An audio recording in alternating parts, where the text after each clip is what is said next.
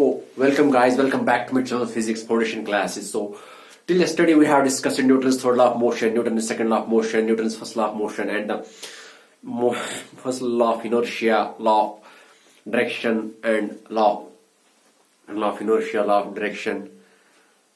So, after that, we also discussed the rate change of momentum, which is known as Newton's second law of motion. फिर हमने उसके बाद देख लिया कि सेकंड लॉ ऑफ मोशन क्या होता है कि जब भी किसी बॉडी पे फोर्स अप्लाई किया जाता है, फॉर एग्जांपल हम किसी बॉडी पे फोर्स अप्लाई करते हैं तो इसमें चेंज ऑफ मोमेंटम होता है, इसमें मोमेंटम चेंज होता है और अकॉर्डिंगली जितना मोमेंटम चेंज होता है तो दैट मीन्स उतना ही उस पे फोर्स अप्लाई होता है.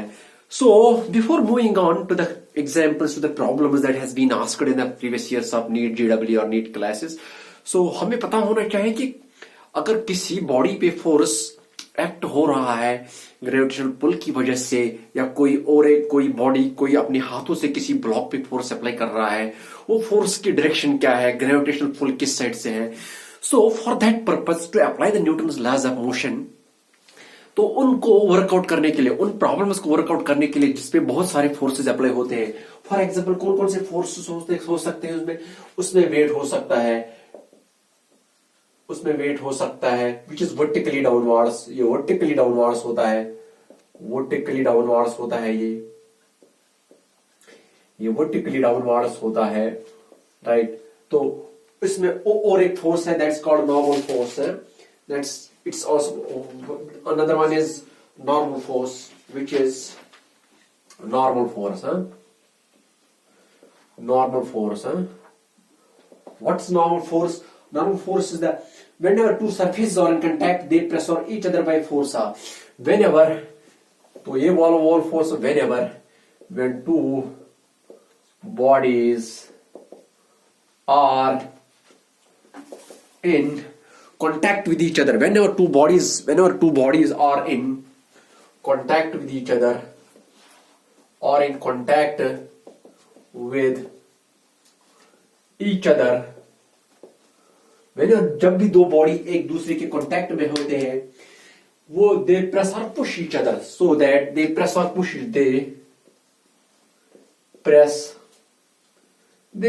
और push each other. They press or push each other by a force, by a force called contact force. तो और एक किस्म का फोर्स हो सकता है जब भी कोई बॉडी होती है जिसपे हम Newton's laws of motion apply करते हैं, जब भी हमें कुछ प्रॉब्लम्स वर्कआउट करनी होती है, उनका फोर्स, उनका मतलब इक्वेशंस ऑफ मोशन निकालनी होती है. Equations of motion means F is equal to ma, या मतलब कोई ब्लॉक है, कोई बॉडी है, अगर इस पे बहुत सारे फोर्सेस अप्लाई होते हैं तो वो वाले फोर्स कौन से हो सकते हैं, या तो वो mg डाउनवर्ड्स हो सकता है अगर इसके ऊपर और कोई ब्लॉक है, अगर ये m1 है और ये m2 है, इसके ऊपर अगर और कोई ब्लॉक है m2, तो इनके बीच में they are in contact with, इनके बीच में एक फोर्स है, उसका नाम है नॉर्मल फोर्स, राइट. तो ये नॉर्मल फोर्स क्या करता है, या ये प्रेस करता है, ये पुश करता है each other by force, that's called contact force. तो इनके दरमियान में एक फोर्स होता है दैट्स कॉल्ड कॉन्टैक्ट फोर्स. तो इस कॉन्टैक्ट फोर्स का कंपोनेंट जो होता है परपेंडिकुलर इज कॉल्ड नॉर्मल. और ये जो कॉन्टैक्ट फोर्स है, और ये जो कॉन्टैक्ट फोर्स है एफसी, इसको मैं लिख दूंगा कॉन्टैक्ट फोर्स के बीच में जो होता है, तो इसका कंपोनेंट जो परपेंडिकुलर टू सरफेस होगा दैट्स कॉल्ड नॉर्मल रिएक्शन. तो ये जो कॉन्टैक्ट फोर्स क्या होता है, contact force is that force which is always between the two bodies that are in contact with each other. जब भी कोई ब्लॉक हम ले लेंगे, उसके ब्लॉक के ऊपर और एक ब्लॉक रख देंगे, तो इनकी जो कॉन्टैक्ट है, इनकी जो सरफेस है, they are in contact with each other, तो इनके दरमियान एक फोर्स रहता है जिसको हम बोलते हैं कॉन्टैक्ट फोर्स. तो इस कॉन्टैक्ट फोर्स के दो कंपोनेंट हो सकते हैं, राइट. दो कंपोनेंट है, एक तो नॉर्मल फोर्स, नॉर्मल रिएक्शन है, which is this is always perpendicular to the surface of contact. ये ऑलवेज परपेंडिकुलर होता है सरफेस ऑफ कॉन्टैक्ट, ये सरफेस ऑफ कॉन्टैक्ट, ये always perpendicular surface of contact होता है. It's also called normal reaction, it's also called normal reaction. इसको हम normal reaction भी बोलते हैं. तो ये जब तो हाँ, और इसका कंपोनेंट, इस नॉर्मल तो और इस नॉर्मल फोर्स, ये जो कॉन्टैक्ट फोर्स है, इस कॉन्टैक्ट फोर्स का कंपोनेंट जो along the surface of contact होगा उसको बोलते हैं फ्रिक्शनल फोर्स, उसको बोलते हैं फ्रिक्शनल फोर्स, राइट। हम ये फोर्स सभी क्यों पढ़ रहे हैं, क्योंकि जब भी हमने Newton's law of motion discuss किए, फिर हमें कोई बॉडीज होती है उसमें हमें Newton's laws of motion apply करने पड़ते हैं। हमें देखना होता है कि इसमें कौन से फोर्सेस कहां होते हैं, उनका मैग्नीट्यूड क्या है, उनकी डायरेक्शन क्या है। तो उन फोर्सेस को डिस्क्राइब करने के लिए, उनको उनकी डायरेक्शन को देखने के लिए, मतलब इक्वेशन ऑफ मोशन निकालने के लिए हमें एक डायग्राम की जरूरत पड़ती है, उसको कहते हैं फ्री बॉडी डायग्राम, उसको कहते हैं फ्री बॉडी डायग्राम। ये डायग्राम को होती है, ये वो वाली डायग्राम है which is used to represent direction and the magnitude of the forces.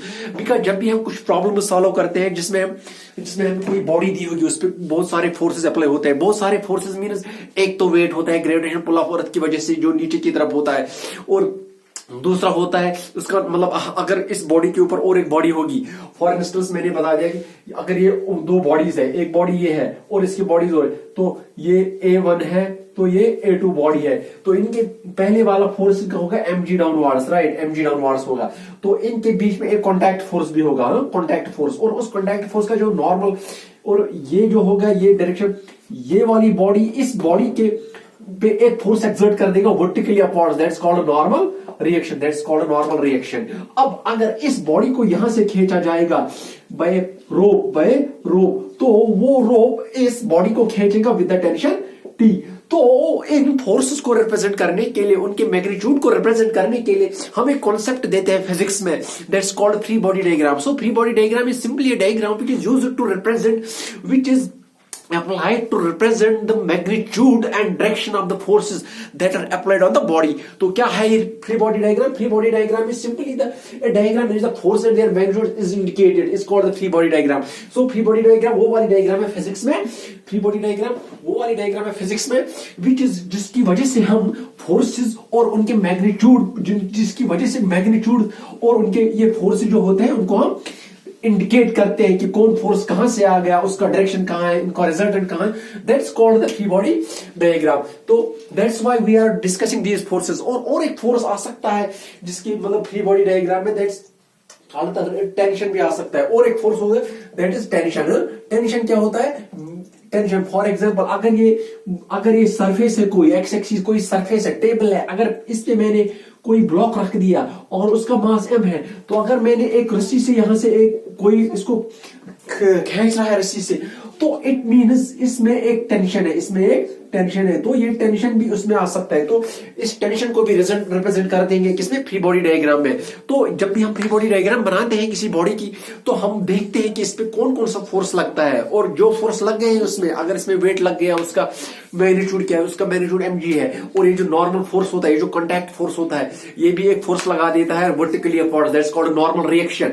For example अगर मैं अर्थ सरफेस पे हूं, तो मुझे ग्रेविटेशनल पुल नीचे की तरफ है, लेकिन अर्थ मुझे और एक फोर्स, कॉन्टैक्ट फोर्स ऊपर की तरफ है, that's called normal reaction.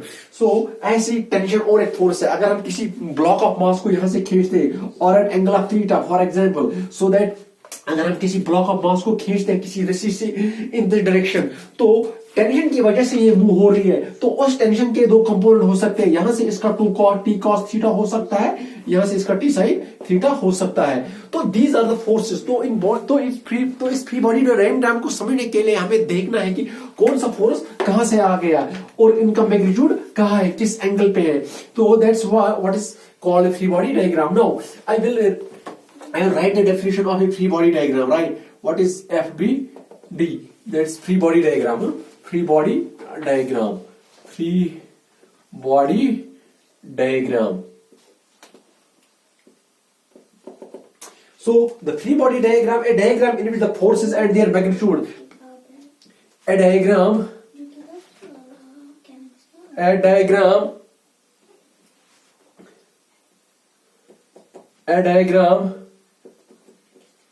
in which the forces and their magnitude is indicated, and their magnitude is represented, and their magnitude is represented in their magnitude, in which their forces and their magnitude is represented is called a free body diagram. Is called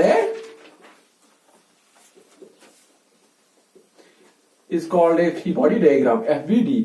तो क्या है free body diagram? कि जब भी किसी block को हम रखते हैं, जब भी किसी ब्लॉक पे कोई फोर्स अप्लाई किया जाता है, तो उसमें सिर्फ एक ही फोर्स अप्लाई नहीं होता है, उसमें कई सारे फोर्स अप्लाई हो सकते हैं। या अगर हम किसी ब्लॉक ऑफ मास एम को खींचते हैं रस्सी की वजह से, उसमें 2-3 तरीके के फोर्स अप्लाई हो सकते हैं at a one time. That's why to work out those problems हमें इट्स इंपॉर्टेंट कि उसकी फ्री बॉडी डायग्राम बनानी चाहिए। फॉर एग्जाम्पल, अगर मैं आपको बता दूंगा कि अगर मैं आपको बता दूंगा कि एक ब्लॉक ऑफ मास एम है, तो उसको हम खींचते हैं रस्सी से, तो पहले देख लो कितने फोर्स है उसके। अगर 2 ब्लॉक ऑफ मास है, फॉर एग्जाम्पल इसके ऊपर और एक ब्लॉक है, तो पहले इनका mg डाउनवर्ड्स है, फिर जिस रस्सी से इनको खींचा जाता है तो उसमें टेंशन है, और एक इनके दरमियान और एक फोर्स है, उसका नाम है कॉन्टैक्ट फोर्स।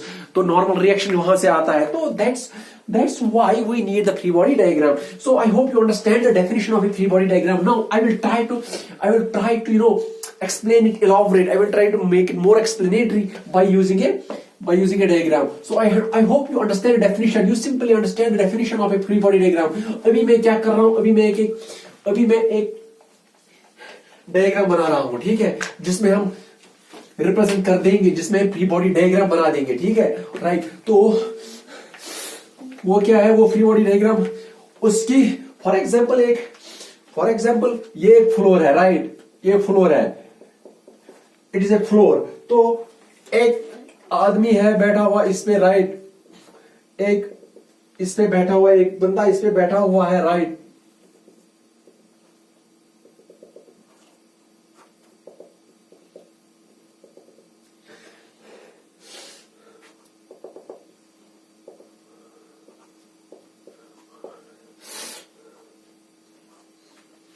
तो इसके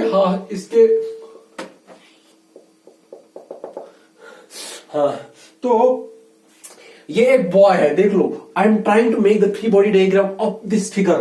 what is a free body diagram? Simply कि फ्री बॉडी डायग्राम क्या दिखाती है हमें कि एक ब्लॉक ऑफ मास एम, या कोई बॉडी है, या कोई ऑब्जेक्ट है, या कोई आदमी है, शख्स है, उस पे ऊपर कितने फोर्स अप्लाई कर रहे हैं, उन फोर्सेस को इंडिकेट रिप्रेजेंट करने के लिए हमें फ्री बॉडी डायग्राम की जरूरत है। So that's what I am going to draw the free body diagram of this figure. So ये एक बॉय है, राइट, बॉय है ये, राइट। तो ये फ्लोर है, ये फ्लोर है, और ये वेट है, ये वेट है। तो इसकी मैं फ्री बॉडी डायग्राम बनाता हूं। हियर आर टू, देख लो। अब यहाँ पे एक तो बॉय है, एक तो लोड है। अब पहले हम बॉय का देख लेंगे, हैं? पहले हम बॉय ले लेंगे, बॉय की पहले हम बॉय की फ्री बॉडी डायग्राम ले लेते हैं। बॉय, इट्स ए बॉय, और उसके बाद ये जो लोड है, इसको हम लोड ले लेंगे। Load it's a load, it is a load.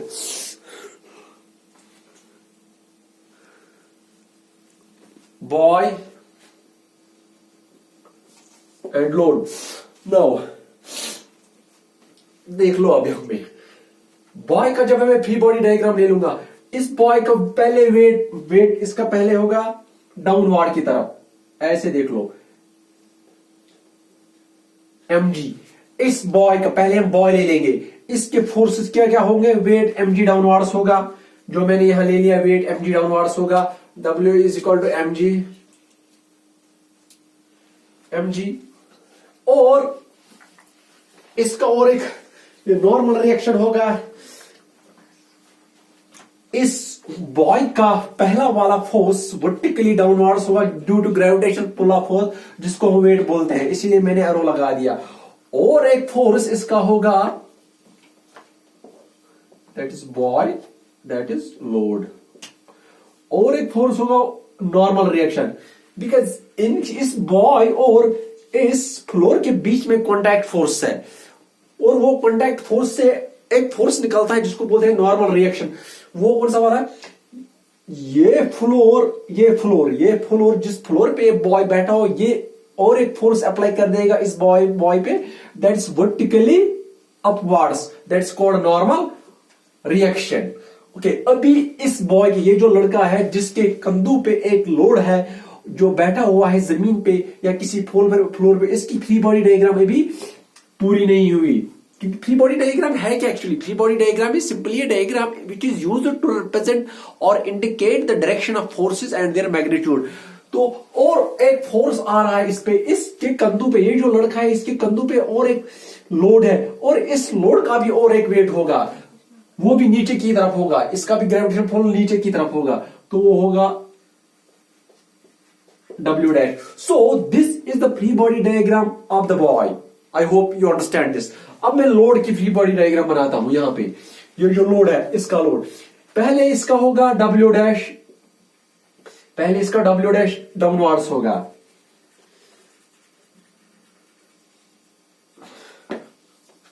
इसका पहले W dash डाउनवर्ड्स होगा इस लोड का, because everything is attracted by the gravitation pull of earth which is equal to W is equal to mg, और इस load का भी W dash mg होगा, राइट।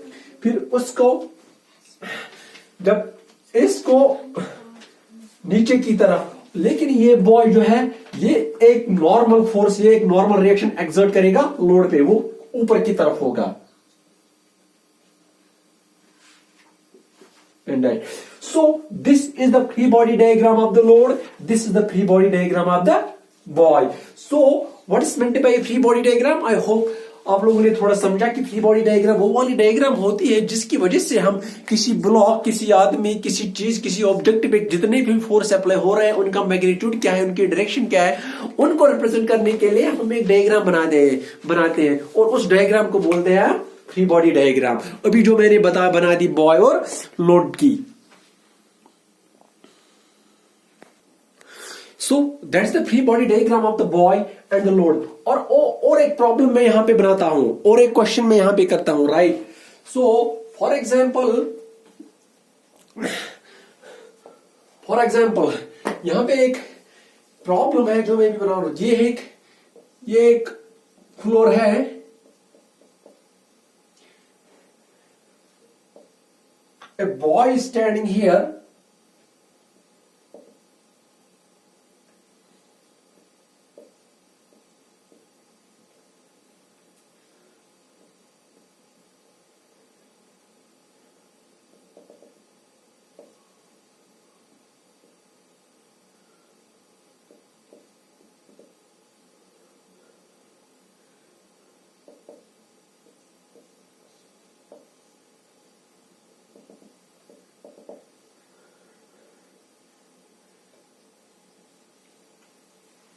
ये एक बॉय है, ये इस ब्लॉक को खींच रहा है अपनी तरफ by the rope, right.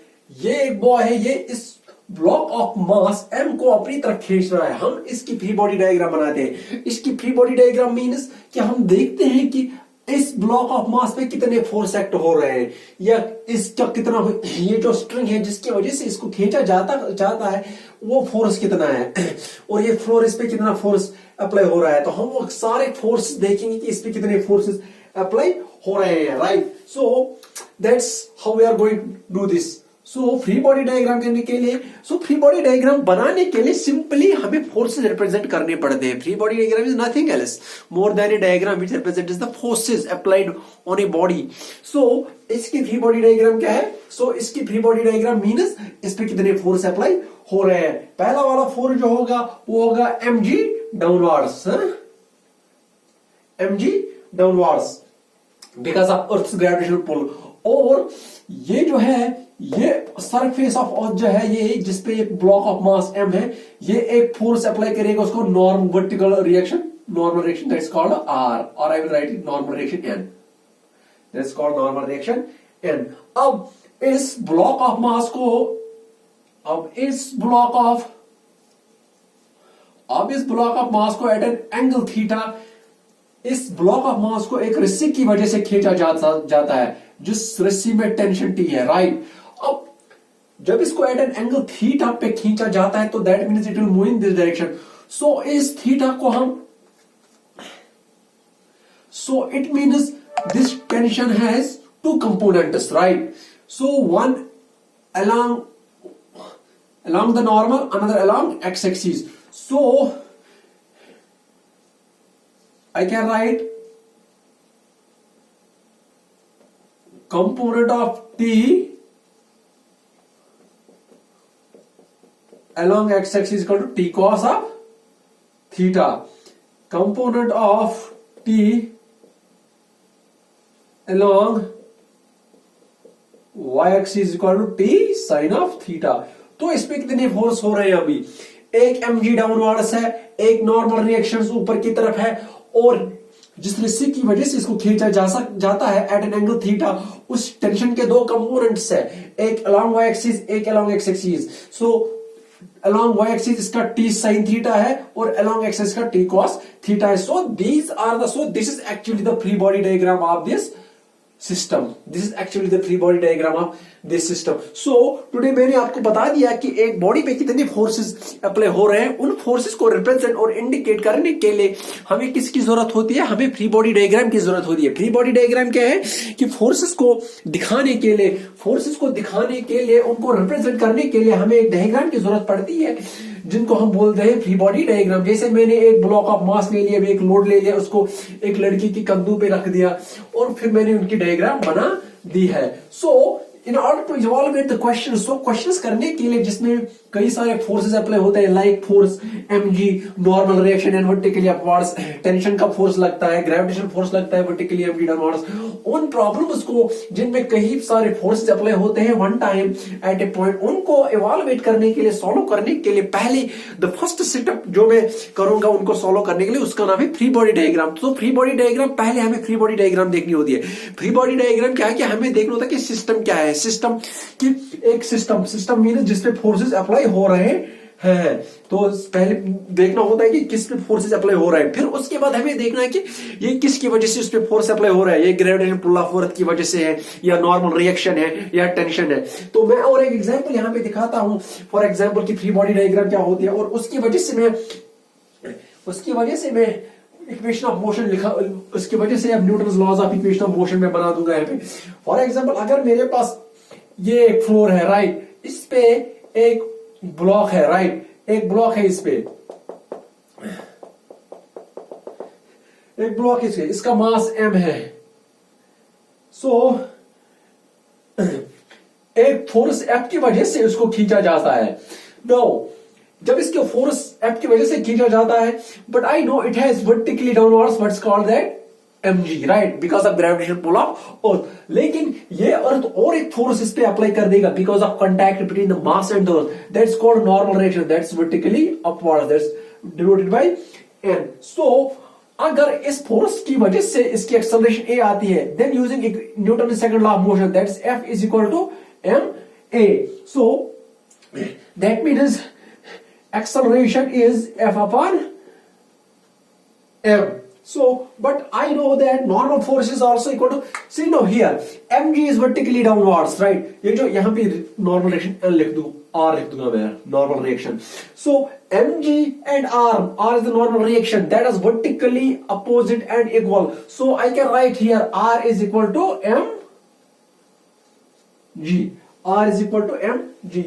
So, these are the equations. So this is the equation, Newton's second law of motion by using the free body diagram. So free body diagram की ही वजह से हम लिख सकते हैं इसका सेकंड लॉ ऑफ मोशन क्या है, हम एक्सेलरेशन निकाल सकते हैं, हम फोर्सेस निकाल सकते हैं, हम कंपोनेंट्स ऑफ वेक्टर्स, हम फोर्सेस को रिजॉल्व कर सकते हैं ओनली बिकॉज ऑफ व्हाट, जब हमें फ्री बॉडी डायग्राम पता होते हैं. और इस फ्री बॉडी डायग्राम में सबसे पहले क्या करना पड़ता है, पहले हमें देखना पड़ता है कि किस पे कौन से फोर्सेस अप्लाई हो रहे हैं, उनकी डायरेक्शन क्या है, और अगर कोई if something is applying forces और समथिंग, फॉर एग्जांपल अगर किसी पे फोर्स अप्लाई हो रहा है, ये किसकी वजह से, कौन सी बॉडी है जो इस पे फोर्स एक्सर्ट कर रही है, that is what is called free body diagram.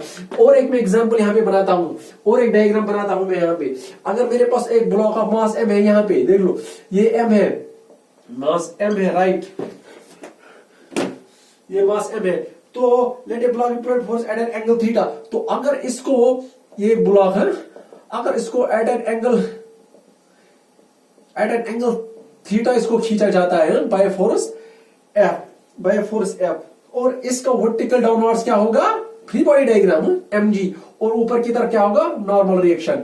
अब इसको एट एन एंगल थीटा खींचा जाता है बाय रोप, तो इसमें एक टेंशन होगा, राइट।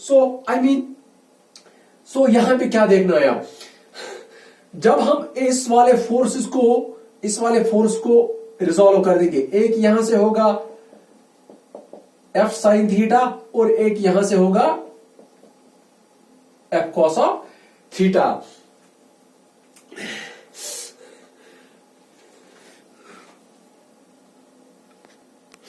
सो ये ब्लॉक है, राइट, ऑफ मास m, तो इसको एट एन एंगल थीटा इसको फोर्स F अप्लाई किया जाता है so that an acceleration A, so that it can move with an acceleration A। अब इस फ्री बॉडी डायग्राम ये है कि mg वर्टिकली डाउनवर्ड्स है और along x axis F cos theta है, along y axis F sin theta है। So it means अगर इसकी एक्सेलरेशन ऐसे आ रही है इस डायरेक्शन में, तो it means ma is equal to F cos of theta। How? Because अगर इस कंपोनेंट की वजह से इस ब्लॉक ऑफ मास को एक्सेलरेशन A आती है, तो from Newton second law of motion ma is equal to F cos theta because F cos theta is a force by which it is getting acceleration A। अब F sin theta और R जो है normal reaction, they are in the same direction, so another equation I can write here R plus F sin of theta, ये दो जो है ये एक ही डायरेक्शन में, तो इनको एडिशन हो जाएगा, लेकिन they are vertically and opposite to mg which is equal to mg। so these are the two equations। सो ये दो इक्वेशन निकाली हमने कहां से, इसकी फ्री बॉडी डायग्राम यूज करके। तो इन दो इक्वेशन की वजह से हम एक्सेलरेशन भी देख सकते हैं, हम टेंशन भी देख सकते हैं और नॉर्मल रिएक्शन भी दे सकते हैं। सो यही बेनिफिट है, that's the benefit of the free body diagram, कि जब भी कई सारे फोर्सेस अप्लाई होते हैं बॉडी पे, तो हम देख सकते हैं कि वो फोर्सेस क्या है, उनकी डायरेक्शन क्या है। लाइक यहाँ पे एक बॉडी को पुल किया जाता है एट एन एंगल थीटा, तो पहले मैंने इस फोर्स एफ को रिजोल्व किया एफ कॉस थीटा और एफ साइन थीटा में, तो फिर मैंने देख लिया कि एक ही डायरेक्शन में कितने फोर्सेस है, उनको मैंने इक्वेट कर दिया with opposite and equal forces, like F sine theta and R they are in the same direction, इसीलिए मैंने इनको यहाँ पे ऐड कर दिया, लेकिन they are equal and opposite to mg। और इस एफ कॉस थीटा की वजह से इसको एक्सेलरेशन a आ रही है, तो इसीलिए मैंने m is equal to F cos theta लिख दिया। So that is another free body diagram. Now I will make another free